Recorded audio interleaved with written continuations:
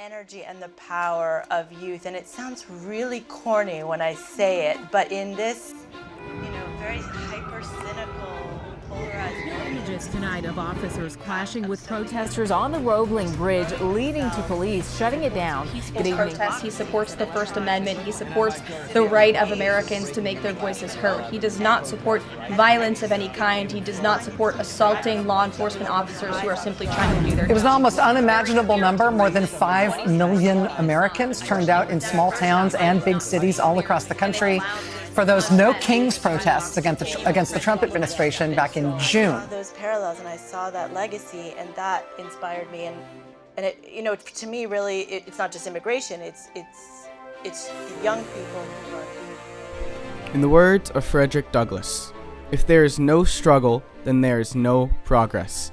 Power concedes nothing without a demand. It never did, and it never will. The Declaration of Independence stated that power comes from the people.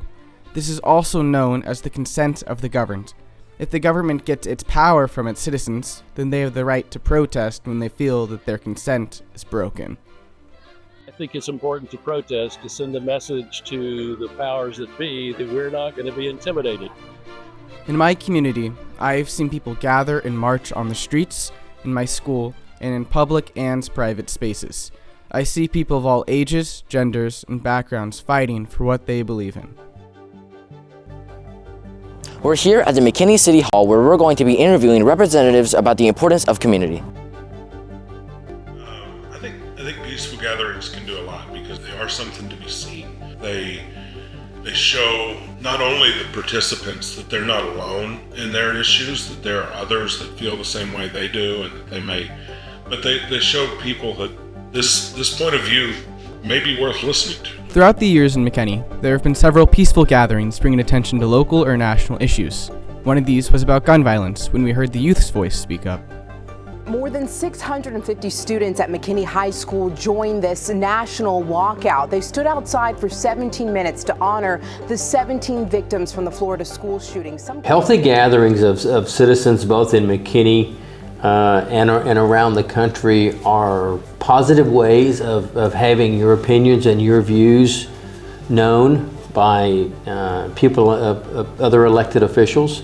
It's important that the citizens understand it's okay to gather and it's okay to talk about issues, to talk about things that we may not agree on. It's okay to do that. We had a group of citizens who came together and they had a written protest. They are in a neighborhood that they want to kind of keep quiet, and the development that was happening next to them was potentially going to be a bit disruptive. Those written protests go a long way. And after hearing out their concerns, we voted with their favor. I mean, that's what their concerns that they brought to us were legitimate. Sometimes we're not as aware because we don't live there, right? We live in our own sort of pockets sometimes. But maybe the most notable protest in McKinney was over a local issue you may have heard of. There was one around a pool party and a police reaction to that pool party. And I think that those protests around that pool party are absolutely brought about good change that showed a community that came together and said, this is what we're not willing to accept. There's always two sides of a story when it comes to protesting. In cases like No Kings or even our local McKinney gatherings, people can counter-protest. But as the march continued, there were a few that lingered to challenge those who supported the officers. No laws, no peace. These protests are an example of how all people fight for something different. The Declaration of Independence tells us that all men are created equal. We all can fight for what we believe. We talked to our U.S. government teacher here at Boyd to get more information on the consent of the governed and what it means. The rest of that begins to fall in line with then, well, what is a country's right when it comes to protest, when it comes to rebellion, when it comes to these kinds of situations. So in a modern sense, we see protests, we see situations where people will choose to join organizations and groups that they feel like give them a platform to be able to change and alter government to be what they want it to be. Community is one of the most important things when it comes to making a voice heard. When people come together, things change.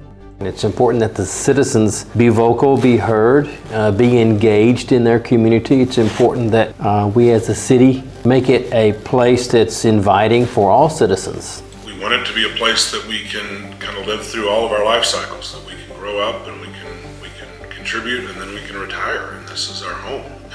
And those sorts of things matter. We've got to build a community that allows us to do all those things. We're blessed to be in a community where I feel like people really care about each other and they do a good job of taking care of each other. We see the influence of America's past on issues today. Without the foundational ideas for the United States offered by Thomas Jefferson in the Declaration of Independence, we wouldn't have the rights we do now. Who represents us is chosen by the people. The streets belong to the people. How the future of America stands comes from the people. It's important to realize that you can't wait for a change. You are the change. So protest, gather, show people who you are and what you stand for. We are the people of the United States, and we are the change.